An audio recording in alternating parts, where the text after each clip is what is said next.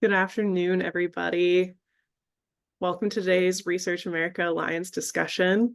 I'm Allie Byrne, and I'd like to thank you for joining on Zoom today and for your partnership in the Research America Alliance. Starting off with some housekeeping, if your organization is not a member, I hope you'll reach out to Kristen Furlong, Senior Director of Membership and Development, whose email will be in the chat in a moment, for information about our alliance.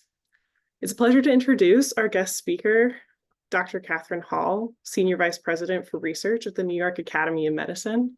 Dr. Hall's research focuses on the placebo effect, as well as how the absence of placebo and the presence of nocebo effects impact health equity.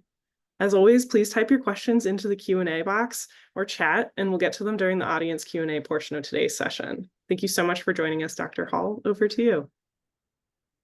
Thank you, Allie. I'm just going to share my screen and start slides. Great. Does that look okay? We are seeing it in presenter mode. Oh, okay. Hold on a second. Great. Awesome. Thank you. Well, thank you so much to Research America for inviting me to do this talk. I'm really excited to talk to you about the power of placebos, and I have no disclosures. So I'm going to jump right in. I think we're at an interesting moment in time where what's happening is that on the left side of this slide, you see that these are the FDA approved drugs, and they for depression, SSRIs, SNRIs, and tricyclic antidepressants. And on the right are some really exciting novel antidepressant mechanisms that have been targeted. They include the kappa opioid receptor antagonist, drugs that enhance neuroplasticity in the hippocampus, drugs that inhibit cortisol levels, and other pathways. What's really striking about the list on the right is that none of these drugs have been able to beat placebos in phase 3 clinical trials. Despite these compelling mechanisms of action, and despite very promising phase 2 trials, what we're seeing more and more is that placebos are being blamed for the failure of clinical trials. And this is not just in depression. This is also in ALS, in sickle cell drug treatments, in pain, and in many other indications. So the question is placebo really the problem? What is happening? So today what I want to do is I want to walk through 7 common misconceptions about placebos, and let's discuss them and try to unmask some of these myths and misconceptions. The first one is that imagination is a source of placebo effects, and we'll discuss what's known about that. And then another one is that we just need more objective outcomes. We just need larger studies to increase power. Knowing that you're on placebo blunts the placebo effect, and also that placebos don't cause side effects. They're inert. How can they cause side effects? And then the biggest one of all, I think, is this assumption that drug and placebo responses are additive. And I think this is playing a critical part in placebo trial failures. And then finally, just this last one is a call to arms, no pun intended. Placebo arms, there's an assumption that there's nothing to learn from the placebo arms about what's happening in clinical trials. And we've done, at least in clinicaltrial.gov, there are over 70,000 reports of randomized placebo-controlled clinical trials. And so I would argue, thrown away half of our data, and that's a lot of data. So let's start off with placebos. What are placebos? So the 2 sides of the slide are in green and in red, and on the left you see the time before World War II, when placebos were really used as a salve. And on the first, you see some hieroglyphics. That's a translation of an incantation that's on the back of the Edwin papyrus. So, for now, thousands of years, we've been using incantations and rituals to heal people. And going forward through the 1800s, that led to the development of nostrums and patent medicines, which quite frankly leveraged the placebo response, but also leveraged many ingredients in these treatments that were harmful, leading to the rise of the FDA and the need to really control for what a patient is being treated with. And so around 1940, we see the rise of the randomized clinical control trial with placebos used as dummy pills, as sham surgery, and even sham acupuncture to control for these non-specific effects. But where did this idea come from? Well, it can be traced back probably even before the 1700s, but a really interesting example of an early clinical trial is in the debunking of mesmerism. So Franz Mesmer in the 1700s was an Austrian physician who felt that he had this amazing power called animal magnetism, and he was able to treat many wealthy patients with his animal magnetism. And he was so successful that he scaled it up. In the bottom left here, you see what is called a baquet, and it's this large tub with metal rods coming out of it, dipping into water, and these wealthy patrons or patients are, holding on and falling into trances and cathartic curative crises with violent convulsions and fits of laughter and piercing shrieks. So much so that this caught the attention of the medical establishment. It was so popular, and Louis XVI formed a royal commission led by Benjamin Franklin. And what they did was they created sham mesmerists, so people who were not trained, who were just standing there acting, and sham baquets. And what they found was not that magnetism didn't work, and this is critical, but that sham magnetism worked equally well. In other words, it's not that this treatment didn't work, it's that it didn't work better than placebo. And this was a really effective way at debunking Mesmer, although he goes on to be the father of hypnosis. But this methodology was so effective that a few years later, we see it being used again to debunk the Perkins tractors. And these are, you can see them up here in this top left and top right. These are two metal rods that when waved over a person, induce amazing improvements and clinical benefits. Again, so much so that it's, a lot of people are investing in these and using these and detracting from the medical establishment.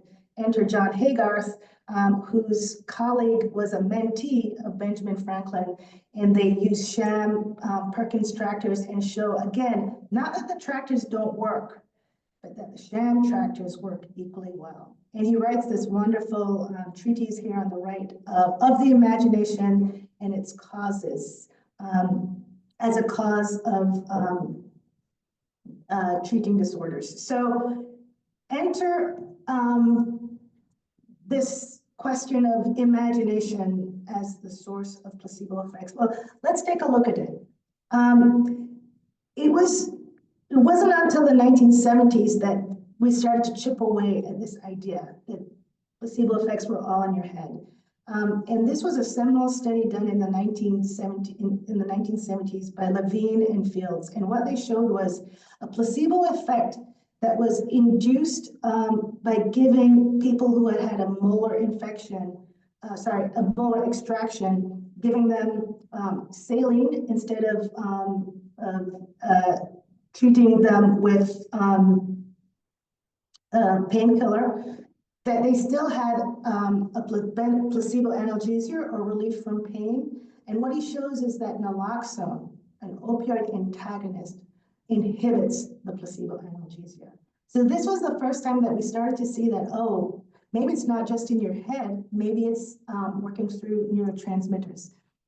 Fast forward to the early 2000s, and we start to see some very, very elegant experiments in placebo analgesia, which test this question of expectation, modify the expectation while doing brain imaging to understand what parts of the brain are active when people are being treated with and responding to a placebo treatment. So really quickly, what they've done here is they are giving people a heat stimulus and measuring their experience or perception of the pain level. That's the baseline level here. And then they are going to give them an IV of remifentanil. And first, they don't tell them that it's turned on. And so we see that they get a little bit of benefit from the remifentanil being on. There's no expectation that they're being treated with something. And then they tell them, oh, we've turned on the remifentanil, and now you see an even more greater reduction in the level of pain that they're experiencing. Then they leave the remifentanil on and they tell them they've turned it off. And we see that there's a negative expectation. So this question of how expectations influences placebo response can be seen here, because the positive expectations double the analgesic effect of remifentanil, but the negative expectations really nullified that effect. But what was even more interesting was the parts of the brain that were being modulated throughout this whole experiment. And this, I'm going to talk about these in a minute, but what's amazing about this is that in about 2021, there was a meta-analysis. So 20 years of neuroimaging studies on placebo analgesia. And the results were quite striking. They had data from 603 people across 20 studies, and they showed that there was pain-related activity reduction in areas of the brain that were part of the ventral attention network and the somatomotor network, and that there were also areas in the brain where there was reduced activity in the thalamus, habenula, midcingulate, and supplementary motor area. These results are very consistent. They were very consistent over time. And so what they really concluded was that placebo affects pain-related activity in multiple brain areas, and that reflects changes in nociception and other affective and decision-making processes surrounding pain. In other words, your brain is literally being changed when you're given a placebo. So that, I think, suggests that there are neurochemical, neurobiological changes that are happening in the brain, not just imagination as a source of placebo effects. So the next misconception is we just need more objective outcomes, and that only subjective outcomes are susceptible to placebo effects. Well, there are many studies that show that this is not true, but here's one that we did, and I've highlighted in yellow so you can easily see it on these three graphs. These three graphs show the summary changes over time in a set of rheumatoid arthritis studies, 5 studies from the historical database that Transcelerate has amassed. And it shows that over time, as you would expect, in the placebo arm, we see a reduction in pain. That's the placebo response that we expect. Pain is a subjective outcome, but we also see a reduction in CRP and erythrocyte sedimentation rate in ESR. And we see this change in objective outcomes, which arguably could be just natural history and not necessarily a placebo effect, but can't be ignored. And here's a trial for a sickle cell drug that was used to treat vaso-occlusive crises. And what's really striking here is, yes, it's pain, but it's pain caused from changes in the vasculature. And this drug that, again, was already approved fails to beat placebo in a phase 3 trial. And in case you're thinking this happened years ago, this is from March 14th, 2025. So this is something that's happening as we speak. So one of the things that, I think the biotech industry and the pharmaceutical industry is doing is thinking like, okay, we need more power, we need larger trials. But what we're seeing is that increasing trial size does not necessarily result in greater separation for the placebo response. And you can see that over time for migraine, over time for depression, and over time for schizophrenia, there is arguably an increase in placebo response, but really, I think the best way to explain it is a decrease in the difference between how much response you see in the placebo arm and how much response you see in the drug treatment arm. So while we think that, here are these small effect sizes, we need greater power, we go to larger trials, but to get to larger trials, we have to go to global trials. There's greater heterogeneity across different countries, different populations, because people have different access to medical care. There are different inclusion and exclusion criteria, or interpretation of those criteria. Cultural norms with respect to care are different. And so more and more, as we kind of go to larger trials, we're still seeing increasingly smaller differences between drug and placebo, which shows that, okay, maybe the drugs are ineffective, but perhaps the placebo response is increasing. We need to understand this. We need to get to the bottom of it. Another interesting misconception about placebos is that if you know it's a placebo, you're not going to have a placebo effect. And so breaking the blind with open label placebos has been a very interesting series area to study. And Ted Kapchuk, one of my collaborators at Harvard Medical School, has pioneered this. And in recent years, they've been testing whether or not they can give a person a placebo in the context of a clinical trial and still have a positive clinical effect. And on the top here are the 5 pieces of information that they give the participants. They tell them that the placebo effect is powerful. That is true. That it's well known that placebos are very effective, particularly in the area of pain, Parkinson's disease, depression, migraine, and asthma. And that the body can automatically respond to placebos like Pavlov's dog, who salivated when he heard a bell. And the researchers assume that this culturally anchored ritual activates automatic self-healing processes, which in turn may lead to an effective analgesia. And they basically encourage the patient to have a positive attitude and critically encourage them to adhere to the treatment, to take the placebos faithfully. So below this, you see the many trials where placebo has, open label placebos have been impactful. The overall effect in this meta-analysis on the right is that there's a significant benefit for open label placebos. And so this is a growing story. I think it's obviously very complex. We're not necessarily, and I'm sure Ted is not necessarily suggesting that we start to treat people with just placebos. There are a lot of ethical issues with doing that.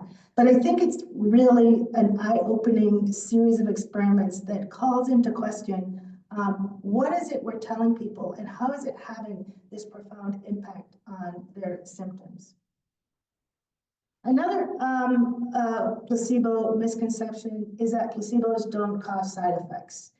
Well, there's a really rich literature on nocebos or negative effects of placebos in clinical trials. And I just want to touch on one, which is this story of pain with statins.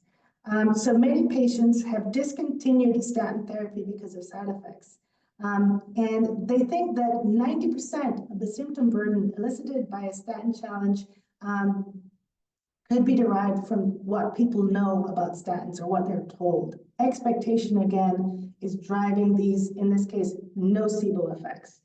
So in this N-of-1 trial of a statin versus placebo or no treatment, patients with a history of discontinuing statin treatment due to side effects were given a choice, not a choice, they were given these blinded pill packets, but they got either a statin, a placebo, or no treatment over time, and they were followed for 12 months.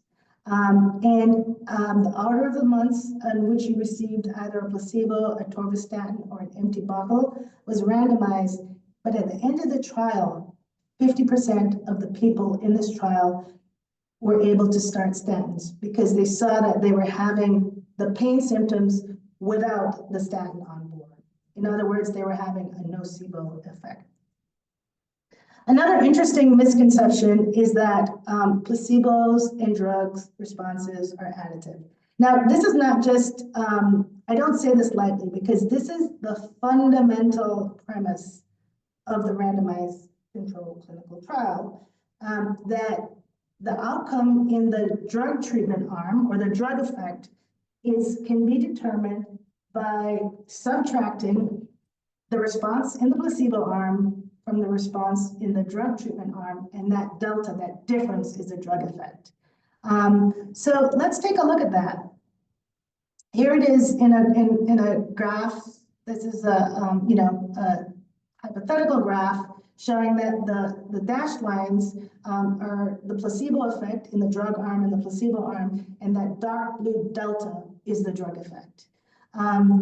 As you know, placebos are really important to have in clinical trials because they control for not just placebo effects, but for the natural history of the disease or the condition, statistical regression to the mean, blinding and biases, and also Hawthorne effects, where a patient is in a trial, they're being observed by someone, and now they're changed their relationship with themselves and how they report their symptoms, not necessarily because their symptoms are changing, but because they're being observed. So one of the things that we did was we became very interested in whether or not we could predict who was a placebo responder, because we thought that if we could understand who was a placebo responder, we could have a really clean slate to do this, ask this question of our drug and placebo responses additive. So as I told you earlier, there's changes in neurotransmission in the brain that are associated with placebo analgesia. And here is a slide with many of the genes and neurological pathways that have been implicated in placebo response. So serotonin signaling, dopamine signaling, endocannabinoid signaling, opioid signaling, and adrenergic signaling. And so one of the things that we asked really early on was if we could look at genes that modify the levels of signaling in these pathways, might we see differences in placebo response, and might we map that back to who might be a placebo responder? And so we started with catecholomethyltransferase, or COMT. And COMT is an enzyme that metabolizes dopamine and has been implicated genetic variation in COMT has been implicated with genetic variation in how people experience pain, and also opioid signaling. So we thought this was a really great candidate gene to start with. And there's a polymorphism or a genetic variant in COMT called RS4680, and that encodes 3 different levels of the enzyme, which leads to 3 different levels of dopamine in the brain. And so participants that have the MET genotype have the low activity version of COMT and tend to have more dopamine, while patients or participants who have the VAV version of the enzyme have very high activity and tend to have less dopamine. So what we found, interestingly enough, in this particular clinical trial, where we looked at 100 patients and looked at them in different arms that had titrated the placebo response. So we had the waitlist arm on the left, a sham acupuncture arm in the middle, the limited arm, and an augmented arm where patients got sham acupuncture plus this very warm, caring interaction with the acupuncturist. We saw that indeed there was a statistically significant difference between the MET or dopamine or placebo responders and the VAL non-responders. And what's interesting is 20 years later, we replicated this in another independent randomized clinical trial. Again, both these trials were in irritable bowel syndrome. So we felt, and we've seen this in many other studies, that COMT is associated with placebo response for IBS, which is, is a functional pain syndrome. So the question is, it can't just be COMT, it must be many other genes.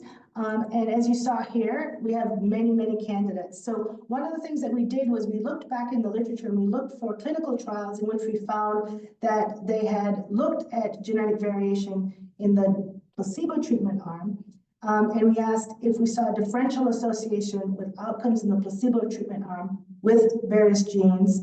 And we found these 28 genes that we mapped to the interactome, which is this network of all gene-gene interactions or protein-protein interactions. And we asked, is there anything specific or interesting about this module that these genes associated with placebo response might form? And what was really interesting is that many of these genes that were studied mapped to drug targets for analgesics, drug targets for antidepressant agents, and anti-Parkinson's agents. So that suggests to us, or suggested to us, that genes that might modify your placebo response might also be modified or modify the effect of a drug on various conditions. And similarly, we found a tremendous overlap between disease-related genes and what we call the placebo.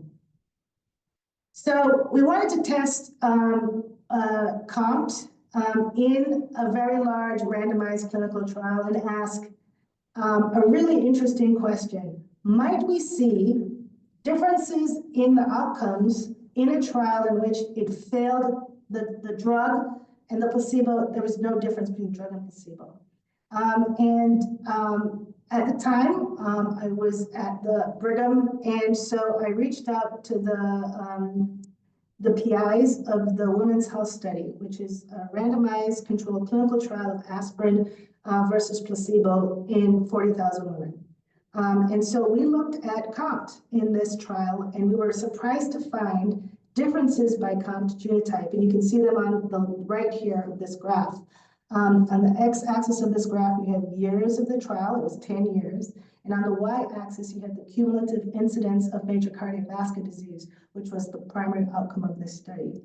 And what you see here is a statistically significant difference by COMT genotype in the placebo arm of this trial, which was very surprising because obviously major cardiovascular disease, which includes myocardial infarction and stroke, is not a subjective outcome. It's a very objective outcome.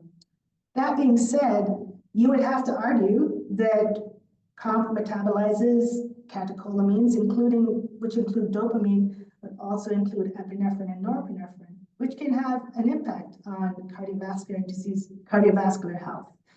So this might just be, an association that's based on natural history. But what's interesting is when we looked in the aspirin treatment arm, when we looked at the people who had higher rates of major cardiovascular disease on placebo, we saw that they actually benefited from aspirin.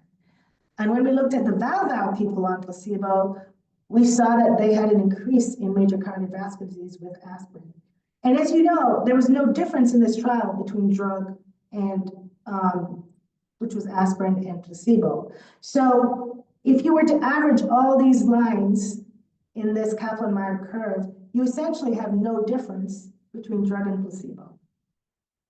So this was our first suggestion that it's not so simple to say that the drug and the placebo responses are additive. There might be something more that's going on here that might be modified by genetics and maybe other things. But genetics was the thing that we were interested in. So we went and looked at other conditions, and we saw the same thing. We saw in this Farrell et al. Study in 2012, where patients were treated with tolcapone and looked at a two-back test, differences by MET and VAL genotype in the drug and placebo arm that cancel each other if you don't look at them by genotype. We saw the same thing for chronic fatigue syndrome in this versus placebo versus clonidine, where the effect that you saw with the VAL patients in placebo was completely abrogated by clonidine, and so erasing the effect that you would see when you just average over all patients. In other studies, they've seen epigenetic effects of COMT and gene-gene interactions between COMT and opioid receptor genes. And it's not just limited to COMT. Here's a study in which we looked at asthma, a randomized clinical trial of asthma, and saw differences in the placebo arm and in the drug treatment arm that essentially canceled out and again made the trial look as if it was null. So how might genes modify the placebo response in clinical trials? Well, in this first graph, we see what we expect, which is that what we talked about earlier, that the placebo and drug treatment were additive. But what we're seeing time and time again is that we're not seeing a difference between drug and placebo.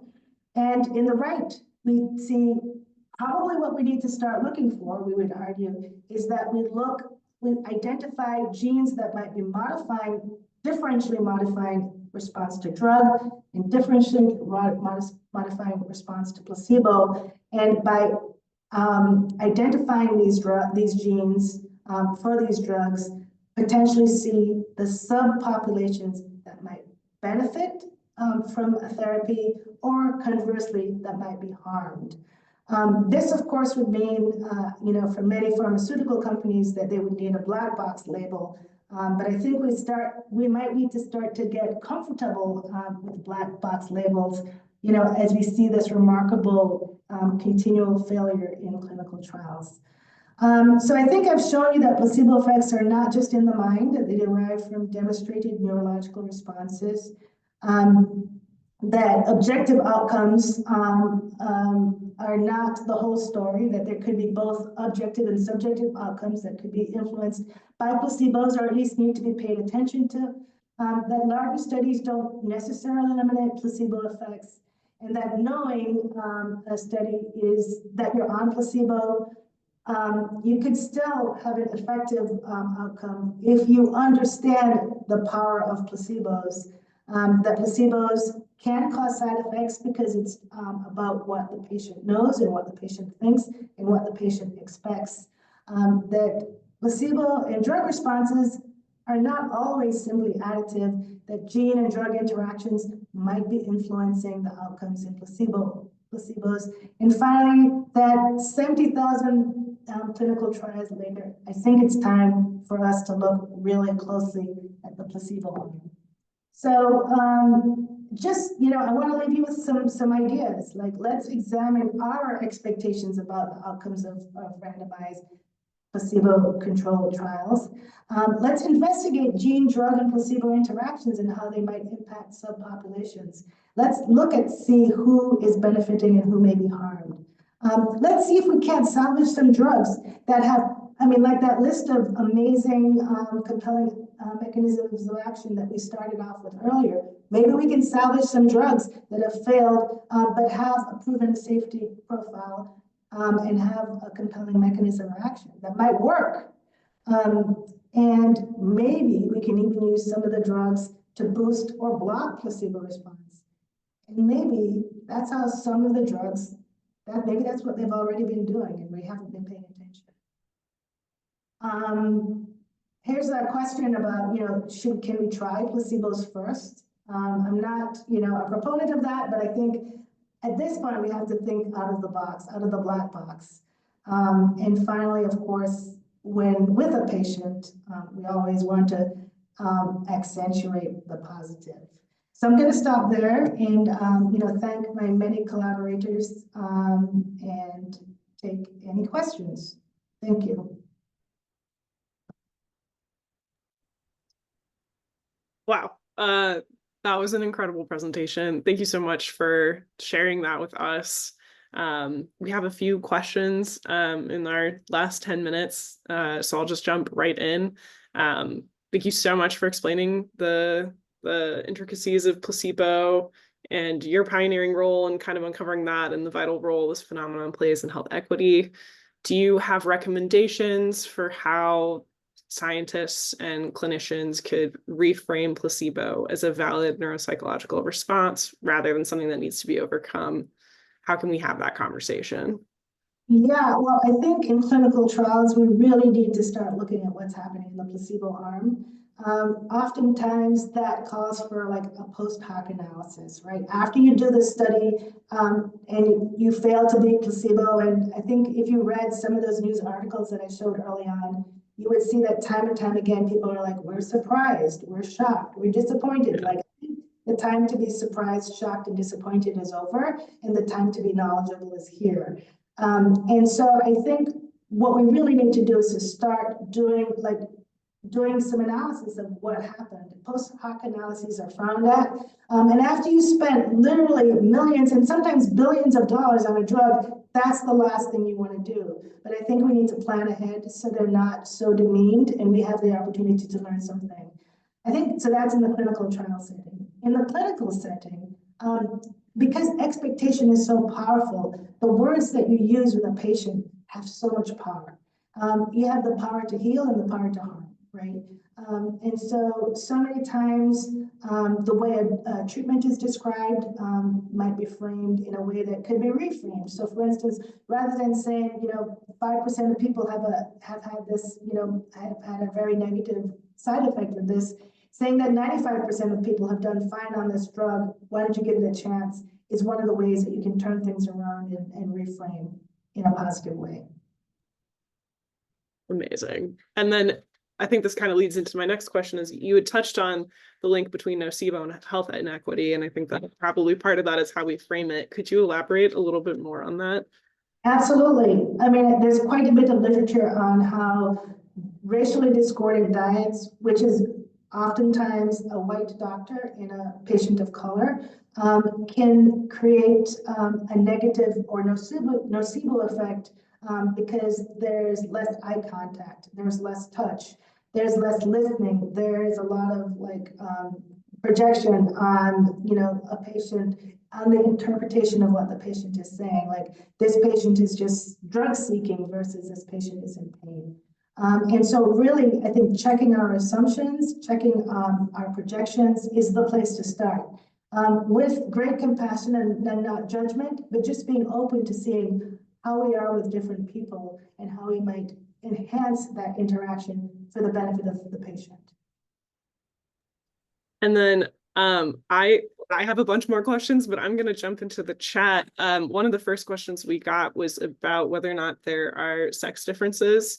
And then Cassie ended up by asking if there were age differences. Could you talk about that? Yeah, there have not been any consistent findings. Sadly, the data that has the consistent findings was done very, very early on unethically, experimented on populations, so prisoners and medical students. And even women during childbirth. So we don't really know. And with placebos, because people have not looked at them, it's really hard to get consistent reproducible findings beyond what you saw with placebo analgesia, which I think is fantastic work. They've really been committed to it. It took 20 years to get to that point to deeply understand that. Very cool.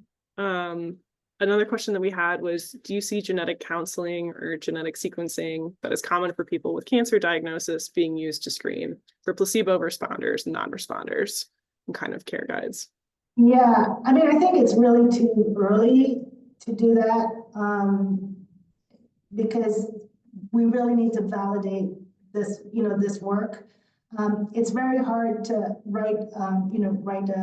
to get funding to do work on something that people don't believe in. And so I think understanding the value of investing in the time and the research to understand who might benefit from what words, from what treatments, from what drugs, from what interventions. Really, I think that's the holy grail of precision medicine. But precision medicine has kind of barreled forward without paying attention to the placebo arms of trials, which I think is a huge blind sight. That is blindsiding us rather than helping us. Absolutely. And then there was another question in the chat about whether or not the work that you showed about genotypes suggests that there are genes that respond to the act of taking a potential treatment. Yeah, the act, so just the part where you're like literally taking the treatment. What's interesting, yeah, I think there is a lot there. So in that clinical trial that Ted Kaptchuk did, where he tried to titrate the placebo level treatments, waitlist arm, and no treatment arm, and an augmented arm. And you really see the placebo effect and the genetics of the placebo effect in the augmented treatment arm, which kind of suggests that it's something in the relationship, at least for that comp genotype. But when you look in other studies and you look at, we've done a couple GWAS now, which I didn't show today. But when you look at other studies, you actually start to see that it may not be about a placebo effect, but something about the natural history of the condition that is modifying the outcomes in the drug and the placebo treatment arm. But we're not paying attention to it because we're not looking at the genetics. So I still think it's multifactorial, but we need to start to kind of tease apart all the pieces. And so it's hard to tell if it's like, but just the act of taking the treatment. But certainly one of the kind of most consistent and reproducible findings is that adherence is one of the key drivers of response to any kind of treatment, which suggests that the act of taking it has some is some kind of signal to the brain that I'm taking care of myself, I'm doing something. Yeah, very cool. And then I'm just going to circle back. I think this will probably be our last question because we're running out of time, which is so unfortunate. But you touched on this and I kind of skipped it, but could you speak a little bit more about how the delivery of informed consent could accidentally be causing a nocebo effect? I think that's a really interesting idea. Yeah, I mean, you have to obviously, inform the patient ethically about what the potential side effects would be of a treatment. But what's striking is most of the side effects in a clinical trial that are in the placebo arm are literally the side effects that are told that people are told in the informed. So I think there's probably enough data by now to suggest that what you're being told is kind of informing your not just you're not also giving informed consent, you're giving yourself consent to have those side effects. I mean, what can you do to kind of get around that and preserve all the ethical imperatives that we have to keep a patient safe? I think the shared decision people, the shared decision-making people are doing interesting work there to understand and kind of tease that apart. Like, how can we preserve the ethics, but also preserve the need for people to know what's happening to them? Yeah. Amazing. I'm so glad that there's people like you working on this so that we can all be healthier in the future. I think that's all the time that we have today. Thank you to the audience for your question, but most importantly, thank you, Dr. Hall, for this incredible presentation and the really interesting work that you're doing. Before everyone goes, I just want to say that we are having a member-only meeting next week. So if you're an Alliance member, please look out in your inboxes for further details. Otherwise, we look forward to seeing you all again soon, and I hope you guys have a great rest of your afternoon. Thank you so much. Thank you.